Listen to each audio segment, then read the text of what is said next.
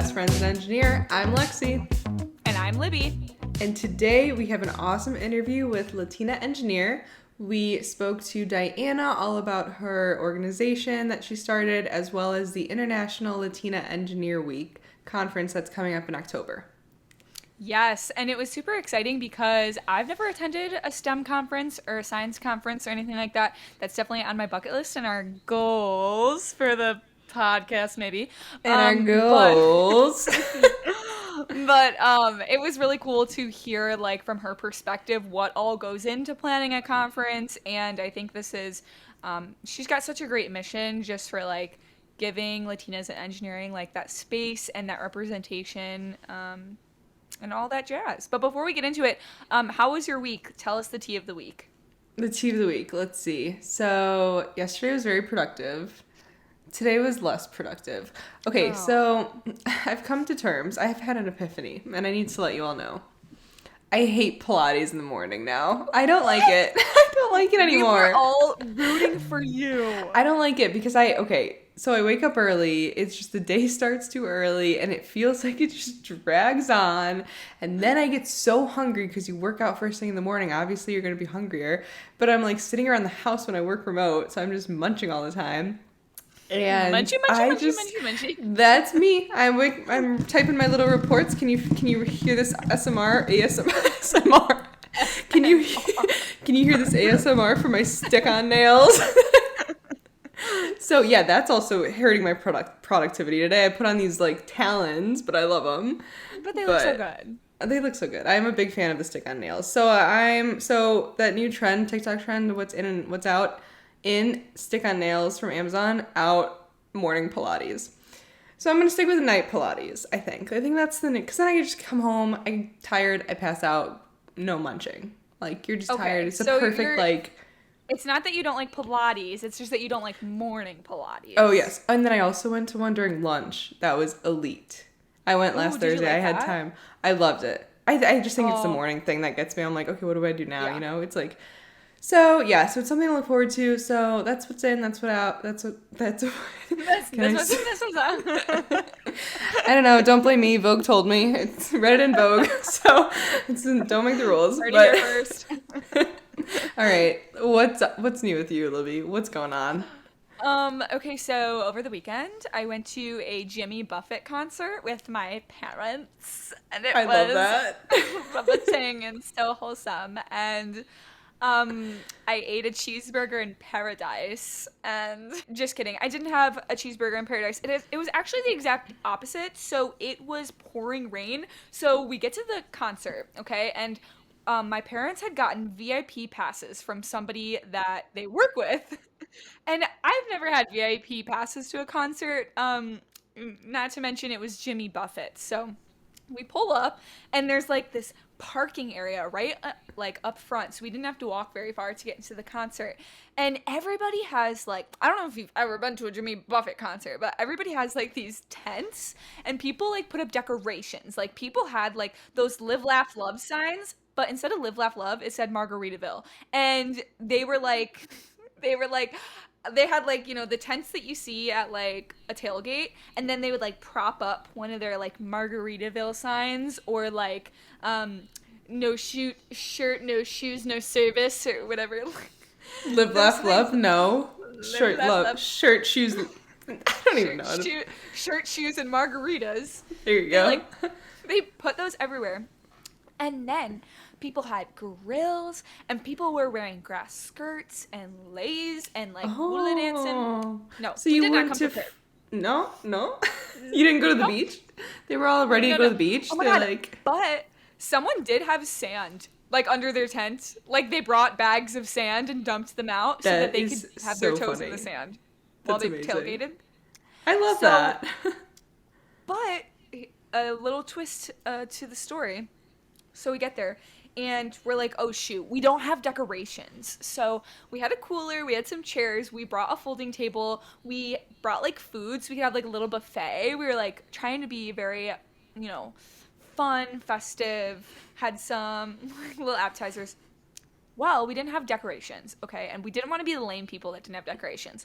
So I had this like cute little decorative beach towel in my trunk that was like one of those beach towels that doesn't look like a beach towel, you know, like it's got tassels on it and it like isn't the material of towel. And I put it down. I'm like, oh my God, this is so cute, guys. It's like a rug, but outside. And everyone was like, why is this on the ground? And I was like, it's a decoration. It's a decoration. And then it gets worse. It downpoured. Okay? Oh. It downpoured. It did. It did rain all day. I was actually thinking, so I had my wholesome weekend, and when you like aren't doing anything and you're wondering, you're like, oh, I wonder what that person's doing. I'm like, I wonder if she's enjoying her concert because it's raining really hard right now. Oh, it downpoured. So you know what? Right as I put out this little decoration and I sit down to eat my potato salad, I start feeling raindrops. So guess what?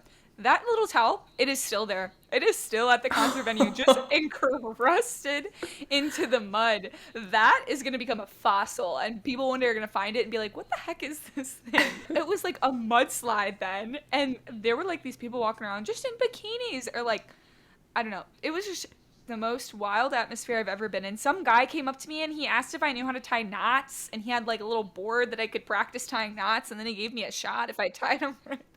And he was wearing an eye patch, and I took the shot. I don't know what was in it, but I took the shot. Amazing. So that's my little tea of the week, my exciting out of the norm thing that I did this week. So I think with that we can probably with that let's go into our we can get into our tea of the week. Amazing. Okay, Laura said, my most difficult coworker put in their 2 weeks. Isn't that an amazing feeling when you... It's so amazing. It's just, you're like, bye-bye. See you never. See you never.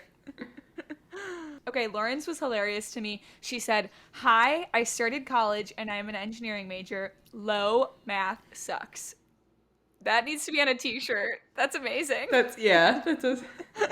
an engineer and math sucks. Without further ado, I think, we covered everything from morning Pilates to Jimmy Buffett. Before we get into today's episode, let's do a little bit of housekeeping. So make sure you guys are following us on our Instagram at My Best Friends and Engineer. There you can go ahead and submit your tea of the week. We do one every week so that we have something to read off in these episodes. And then if you like this episode, if you like this podcast, make sure you're sharing it with your friends. That really helps us out a lot. Also, make sure you're giving us 5-star ratings and reviews. You've heard it here before, but we are doing a giveaway. So make sure you're especially...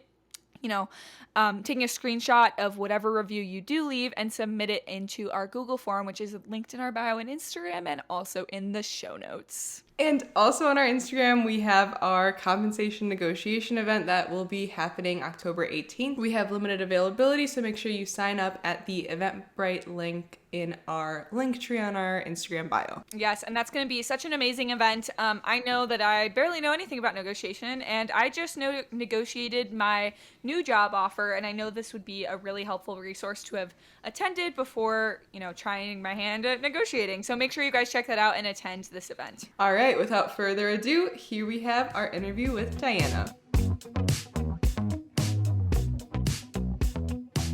All right, welcome Diana to the podcast. We're so excited to talk to you today and get to learn more about all your experiences as a woman in STEM. But before we get started, could you give like a little bit of an elevator pitch or like brief intro to our listeners who may not be familiar with you?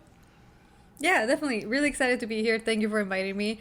My name is Dani. I am a manufacturing engineer by degree, but I am a manufacturing... Did I say manufacturing? Sorry. I'm a mechanical engineer by degree and manufacturing engineer by profession. And so I have about 3 or 4 years of experience, and I have launched an organization that focuses on empowering and motivating and creating resources for Latinas in engineering.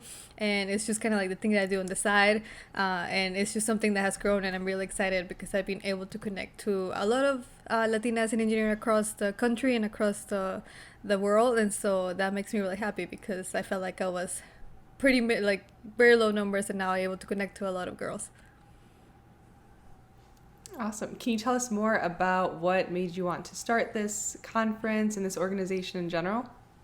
Yeah, so when I was in school, there were maybe 2 Latinas in the entire engineering college in the university, and so I felt always like student that didn't really fit in. I went to work and I was the only female in the in the team. And so I wanted to connect with someone else. While I felt at work that I was being motivated and like my coworkers were like giving me resources and they were answering my questions, I still felt like I needed to connect with someone that I could identify more. And so I just kind of launched a blog, and then from there it was an Instagram, and then that just kind of led to the next thing. And 3 years now from when I started, it has just mostly been what like I encounter on my way, and then that just kind of created my Etsy shop, and then somebody else suggested something else and we created the conference. So it's just kind of like I take it as I go.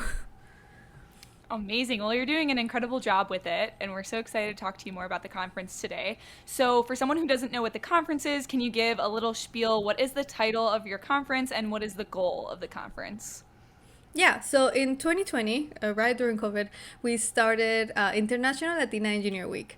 It is just a week where we celebrate and we acknowledge like Latinas are in engineering, and we're here to celebrate it. It is a virtual conference. Every single day there is different speakers, mostly Latinas in STEM, covering every single topic that is relatable to the life of a Latina engineer, whether it is like work-life balance, your career, more of like personal life, how Latina has to like how that combines with having an engineer in STEM. We also have giveaways, we have scholarships, so we have awarded 5 scholarships so far. And so every year we try to add something new. It is in October, so it is the last week of Hispanic Heritage Month. And now recently we have launched an in-person session towards the end, so I've been able to meet in person more ingenieras. Awesome. And we saw that that's in the Chicago area, right? Yeah. We are keeping it local to where I'm based, but eventually we want to move it around to different states. Definitely. That makes it easy for me because I'm from Chicago. So that's always cool to have a STEM event near me. But awesome. Can you talk about the first steps for making this conference? So this is very impressive. It's awesome, and we're so excited for it. But it seems like there's so much planning behind it. So can you just give us a walkthrough of that whole process? Yeah, so the very first time that I launched the conference, it was planned in less than 7 days. Oh my gosh. And so Oh my gosh. So quickly. You're like, a challenge? Yeah, I'll take it. Yeah, I took my board, a calendar board, and I wrote, let's just pick a day. There's a day for females in engineering, Engineers Week, everything like that. And so like, let's just pick something for Latinas. And I was like, let's just do a whole week. And I put it on my stories, and people started getting really excited. They were like, they started making hashtags, asking me what events are we going to have. And I'm like, I was just gonna celebrate, like that was it. And so it was more of like what the community was needing than what it was bigger than what I thought was going to be. Now 3 years later, this is the third year that we're hosting. It takes 8 months to plan the conference, and we have a platform where we host all of our speakers. We have speaker applications, the scholarship applications, finding a venue to host in person, making sure that we have like tickets for everything, sponsors, so that we can. So one of the main things is to keep it affordable, if not free, for pretty much all the attendees, because we're either Latinas, more specifically, are either first generation students, or they might come from a low income, they might be immigrants or daughters of immigrants. And so I would never want to have it something where it's like a super expensive and accessible conference. And so we always focus on trying to get sponsors to help us make that conference accessible, if not free, and just gonna have access to those resources. So now it is way more complicated to plan it, but it's because every single year we're adding things. Like we're launching a mentoring program this year, and also a career fair. So we try to add more things as we move along. What inspired you to start this conference? So I know you kind of touched on there wasn't really something out there for Latinas in engineering, but like, did you just have a dream one day and you're like, oh my God, I need to do this? Or was it like just an idea that popped in your head? Like, how did that process look like? I think it was a combination of coming up with a random idea, because I'm always just kind of like, it's just random, but also finding gaps. So when I picked the name Latina Engineer, there wasn't really nothing like it, or nothing with the name. The website wasn't taken, like the domain. And so I keep finding like, hey, how has nobody done this before? I know I'm not the first Latina in engineering, but there's nothing really like specifically curated for Latinas in engineering.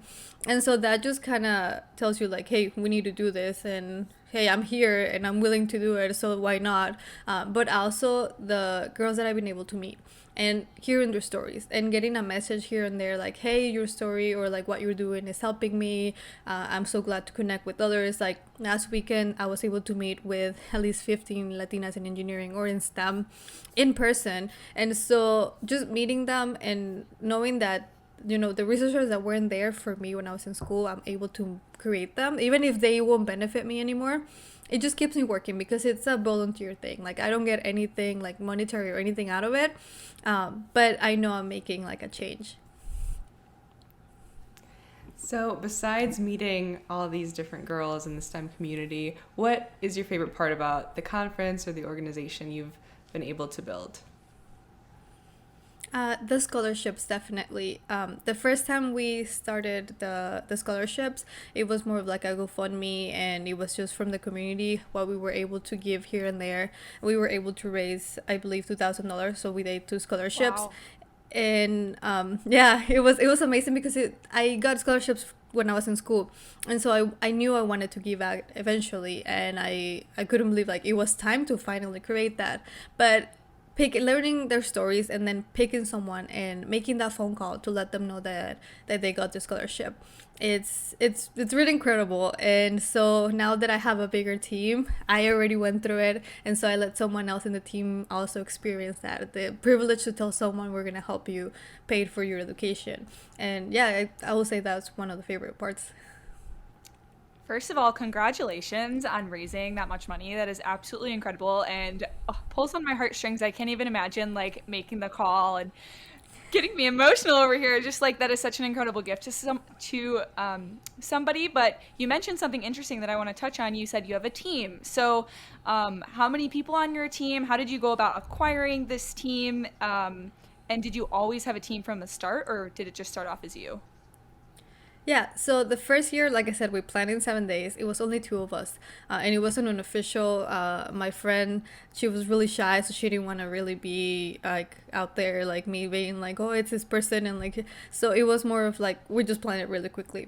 And then the second year, I opened like applications for like, "Hey, do you want to help me plan the conference? It's a voluntary thing, and things like that." And we were, I think, six or seven. And then this year we are 12, and so we continuously grow because we continuously to add branches to the conference. And like I said, we're all over the country, and so this weekend I was able to meet with three of them that are based in California.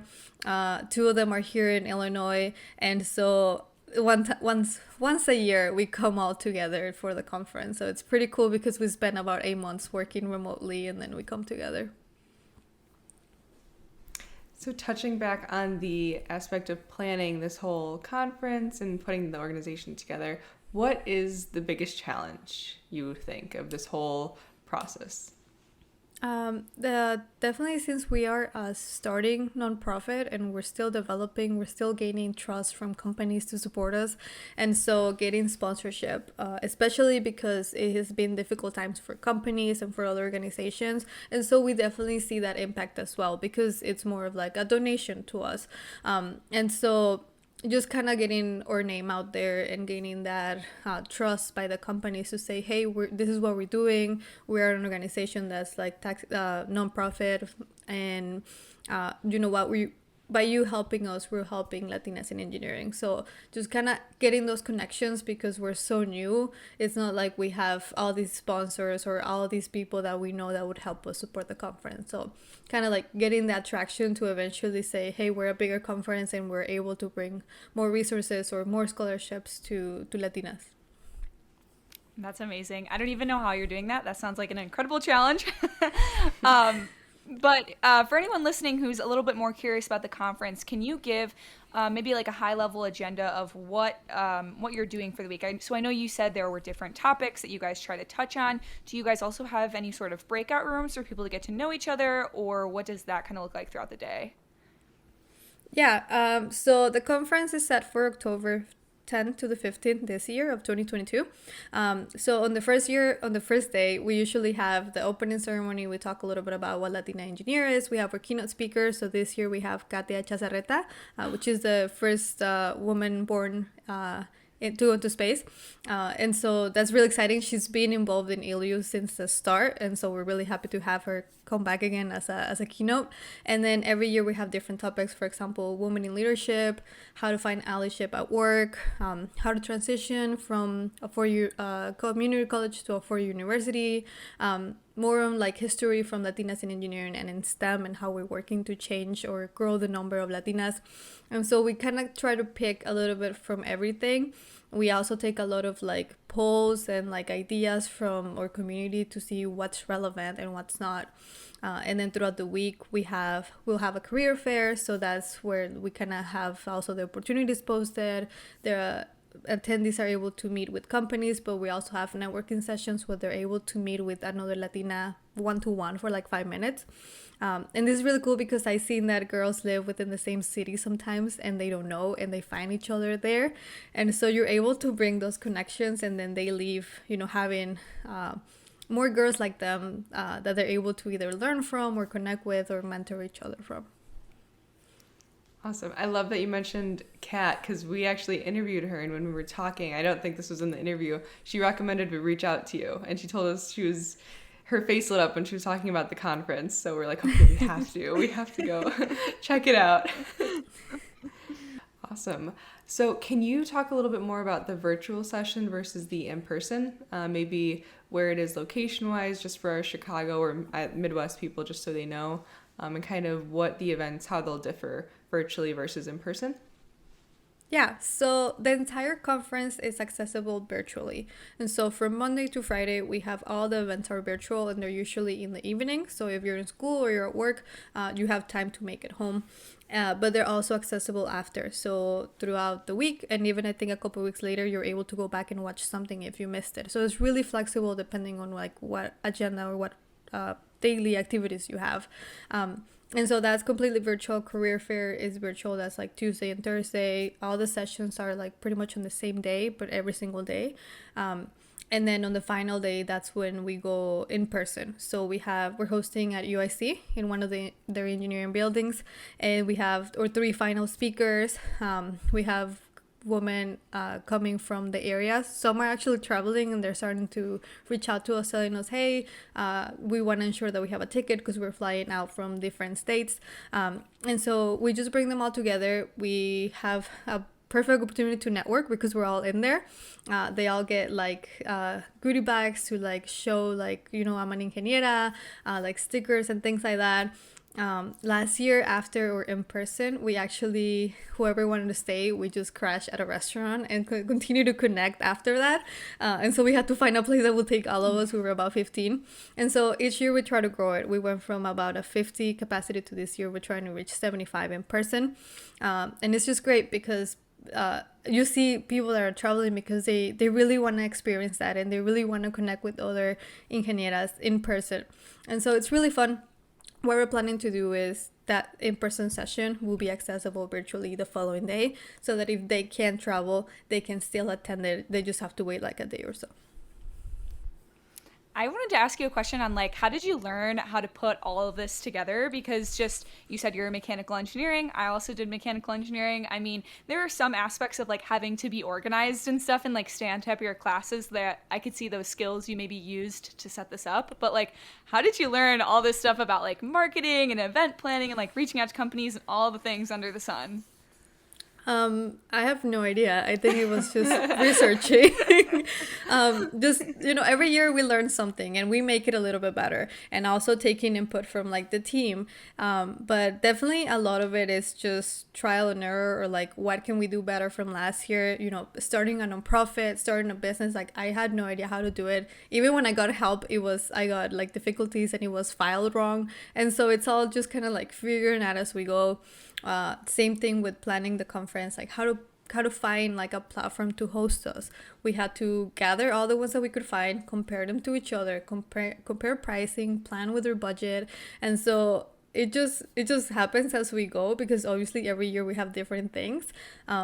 And it's just, I don't know, it just kind of comes because you have all these things that you want to put together. So like, how can you make it happen? How many people do you need to each one take over something? But it's very interesting. I really like it. I think if I wasn't an engineer, I would definitely could be like an event planner on the side, and like I would be just as happy. That's awesome.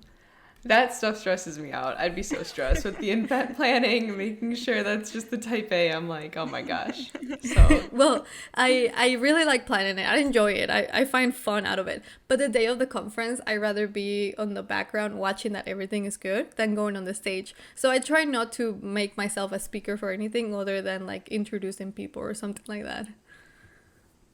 definitely, that's a good mindset. Makes it a little easier. Awesome. Well, and what are your long-term goals for this conference? Where do you see it going? It seems like you've grown a ton in the past 3 years. So what are your thoughts for the next following 3 years? Yeah, so we will be 5 years in 2025, and my hope is that by then we will be able to take it to different states.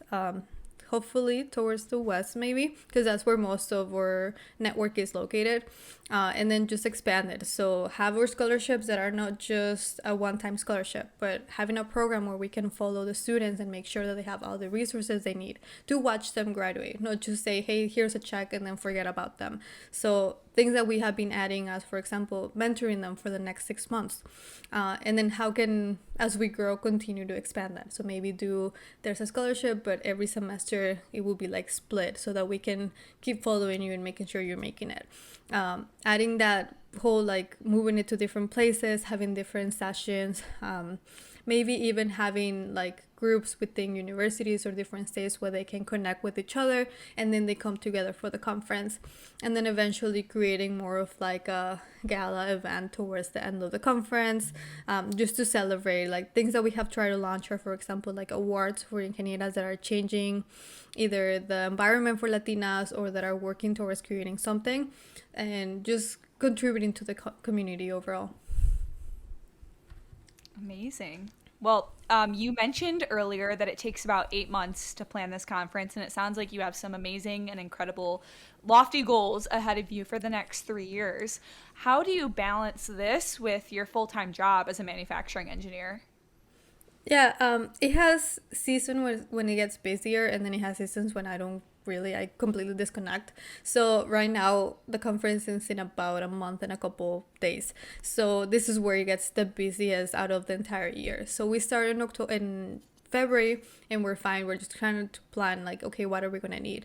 As it gets towards this middle, like end of the summer, that's when I have pretty much meetings every single day. So I go to work in the morning, come home, maybe have dinner, and then I spend 3 to 4 hours working on the conference. So it's pretty much like I have a job and then another like part-time, especially also on the weekends.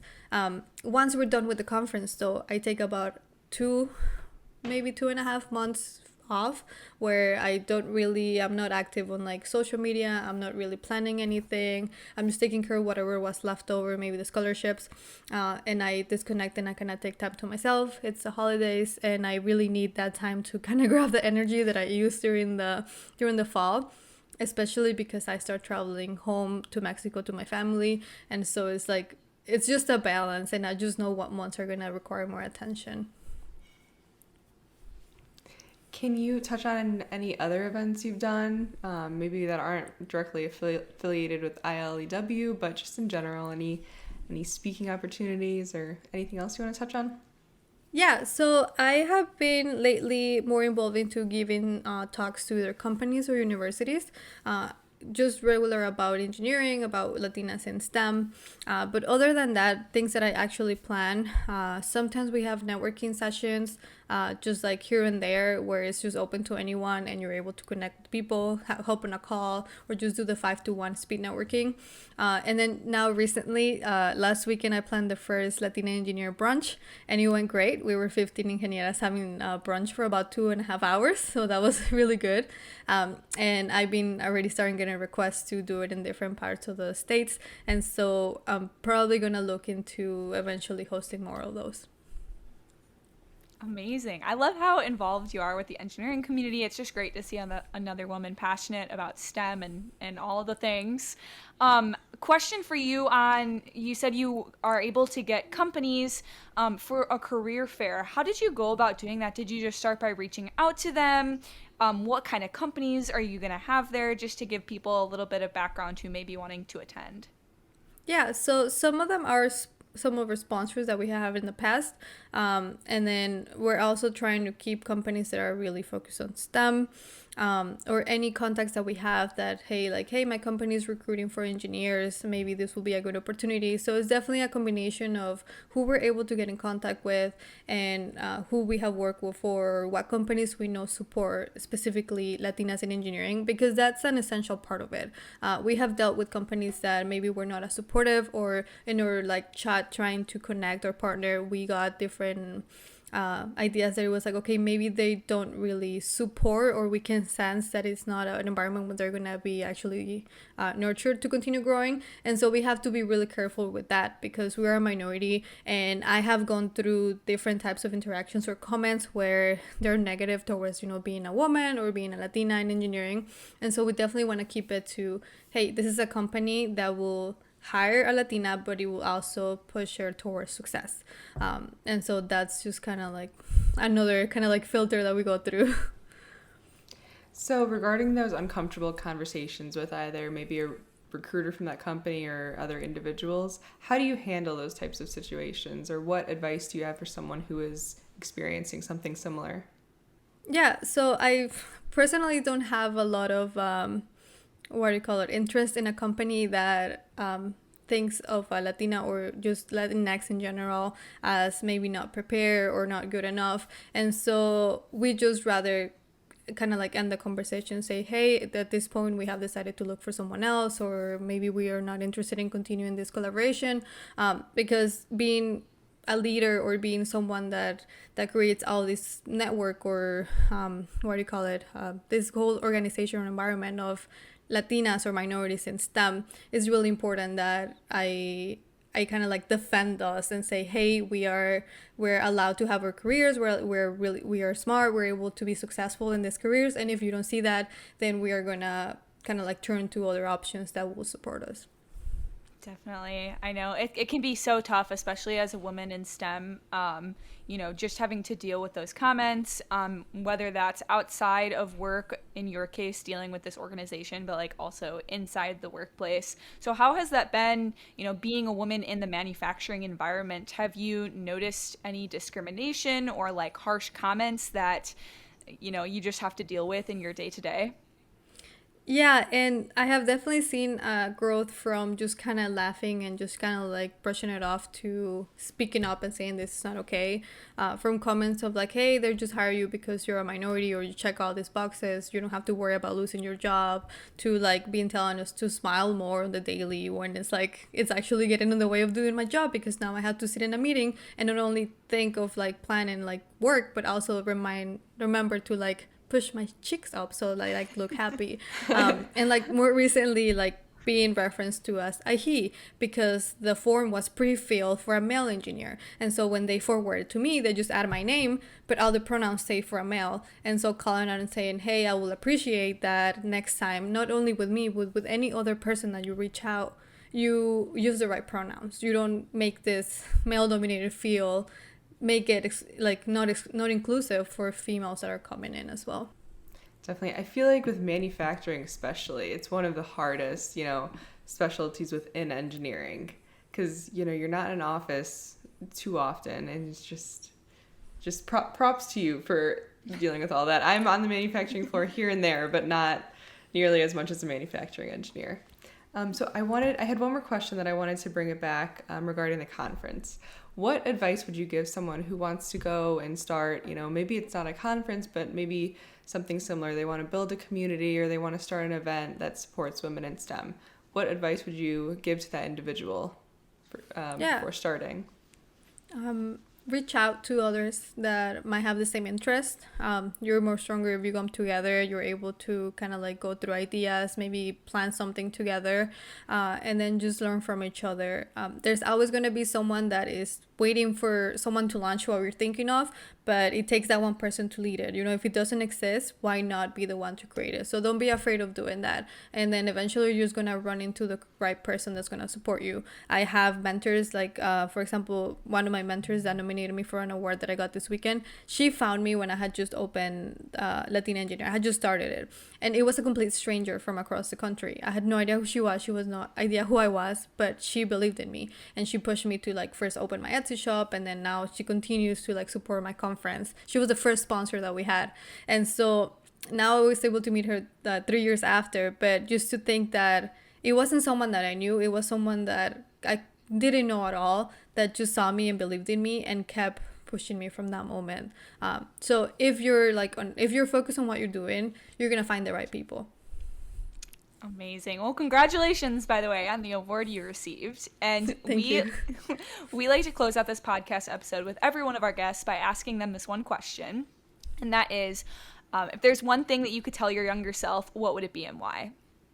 Yeah, that I just had to focus on what I wanted. That if I could just like say, hey, this is what I want to do, and that's all I care. Because as an immigrant that was, learning English during her teenage years, it was really hard to go towards like what people think it's cool, or like your accent and things like that. But then the moment I started focusing on what I wanted to do, everything just fell into place and I was happier. So I would definitely say stop worrying about what everybody else was thinking, and then just, hey, what makes you happy is going to make you happy. That's going to be your life. And so focus on that.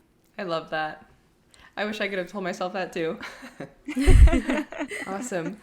Well, is there anything else you'd like to touch on before we close out this episode regarding the conference, or regarding where people can find you? Yeah, so our Instagram is at Latina_engineer, and our website is latinaengineer.com.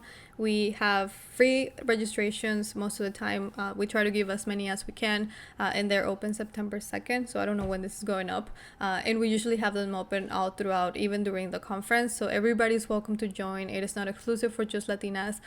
Whoever can benefit from it will be there to like continue sharing the resources that we have.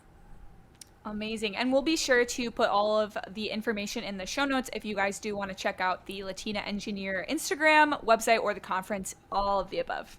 Well, thank you, Diana, so much for being on the podcast today. We really appreciate your time, and we are so happy that you're able to share your expertise, wisdom, and advice with the other women in STEM that are listening to this podcast. Thank you. Thank you so much for having me. Well, that was awesome. Thank you so much to Diana for taking time to come speak on the podcast about the ILEW conference. Make sure you go check it out. Check out her Instagram. She has so many posts about it, so it'll be easy to find, and the registration opens on September 2nd. Yes, and we will make sure to have everything linked in our show notes down below. So if you're interested in this conference, make sure you check it out. I think that was such a great interview. It was so cool to learn about how she got everything together to put this conference on. I don't know how she does all of this while also having a 9-to-5 as a manufacturing engineer. That she's literally a superhero, because that is so much work. But I know, that's awesome. Home stretch now, though. We have a month left, but I know the manufacturing engineers I work with, their schedules are, I feel like, all over the place. So props to her. This takes a lot of work. So make sure you guys go check it out. Yeah, definitely. And I think with that, we can probably close out today's episode. If you guys liked this episode, make sure you share it on your Instagram stories. Leave us a 5-star rating and review. The reviews really, really help us out, especially on Apple Podcast. We love reading your written reviews. They're so sweet. So make sure you're doing that. Take a screenshot of it and submit it to our Google form to be entered in our giveaway for a $100 Visa gift card. And make sure to go check out our compensation negotiation event. It's our first event, so we're super, super excited. And we would love for you guys to attend. We're so excited to be hosting this event for you guys. The link is found in the show notes below if you guys want to check it out. All right, I think with that, Lexi, where can they find you if they want to follow you on social media? You can find me at Engineer Lexi. Where can they find you, Libby? You can find me on Instagram and TikTok at Libby Beyond the Label. All right, I think with that, we can close out today's episode. Yes. All right, I'm Lexi. And I'm Libby. And thanks for listening to my best friend's an engineer.